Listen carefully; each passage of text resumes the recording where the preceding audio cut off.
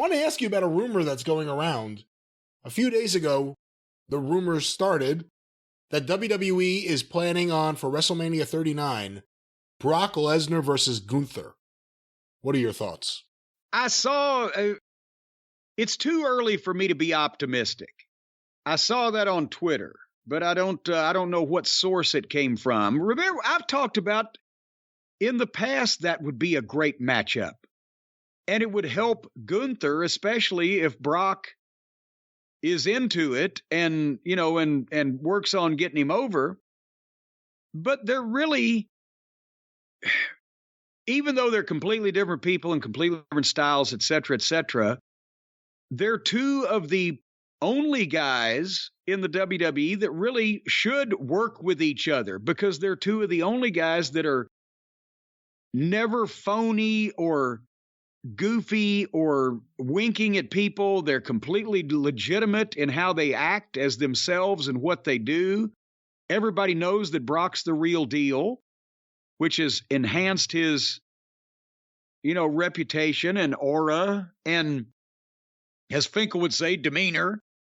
And Gunther, I've said, is the most perfect wrestler in the business today for wrestling and working and talking and doing things that he should do if he was really who he's purported to be.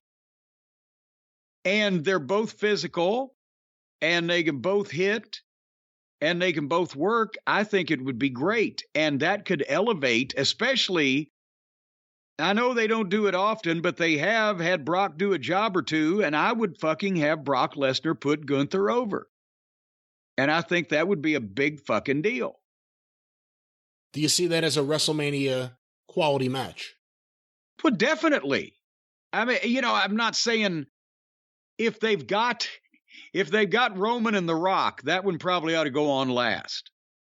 I'm not saying that Gunther and Brock Lesnar alone would be a huge money draw as a main event for one of the two nights. I'm saying that it would be a great match to be featured on one of the two nights, and it would pay dividends for Gunther if he was to go over. And you would create some possibly a new top level guy that they need badly. And so I definitely think it ought, because alone right there, it would probably be one of the better in-ring matches that they can field off of their roster. So that makes it belong on WrestleMania. And I think because Brock Lesnar right now is in it, it would be a high-level WrestleMania match because he's one of the biggest draws in the business. And I think that if they gave them time and Gunther's made to not only look competitive, but just every bit as good as Brock, then it would help him out in the future because it would get Gunther to a better place. But that's just me. We have a question here sent to CornyDriveThru@gmail.com. Hey, my name is Cody, and growing up, I would go to my grandpa's house in Metter, Georgia. Excuse me. Wait a minute. How do you spell that? Metter. Metter, Georgia. Okay. I never met her. I just talked to her once or twice. His neighbor I met when I was little was Mr. Fantastic.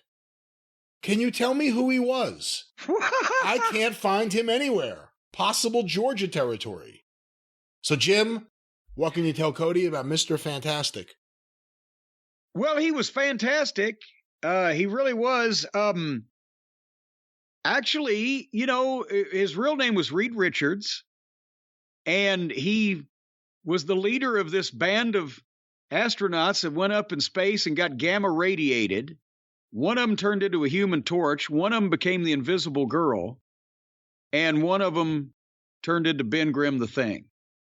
That was Mr. Fantastic. Who's the worker of the group? I always thought the worker was really the torch, because he could, you know, the Thing was young? just well, he was young and he's agile, whereas the Thing was just kicking people's ass and, you know, pure brute force, stomp and kick and punch kind of match. But the torch could sell, he could fly. He was probably the worker. If you wanted to get the most action, you'd go with, but no, I don't have the first flying clue who Mr. Fantastic was. And I'm not saying that he was pulling your leg, but if you have been walking crooked or sideways since you were a kid, that might be because of growing up next to this guy pulling your leg. I mean, there's Mr. Wonderful, and if you're a kid, maybe you forgot that it's wonderful and not fantastic. He's from Georgia, right? Well, that may be true. Possibly he's good, but then wouldn't you know him as Paul Orndorff more than... No, if you're a kid, Mr. Wonderful, Mr. Fantastic. Well, but he can't find him anywhere on the fucking internet.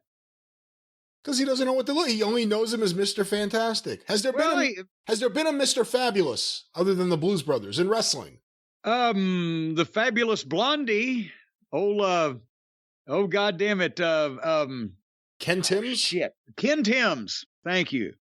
I was trying to say Tim Woods. That wouldn't work there. Ken Timms is what I was trying to say. I mean, you hear all this all the time, though, because I've told a story one time when a heating and air guy came over here and saw one of my posters on the wall, the Masked Superstar from Greensboro versus whoever, Crockett. Oh, yeah. I grew up next to the Masked Superstar in Bowling Green, Kentucky. I said, that's not the same guy. This guy was from, this guy was the original Masked Superstar. Oh, okay. Well, that settles that. Everybody that wants to impress a kid in their neighborhood or did back in the territory days would say, yeah, I used to wrestle as so-and-so, and I fought Jerry Lawler and Dusty Rhodes and this guy and that guy.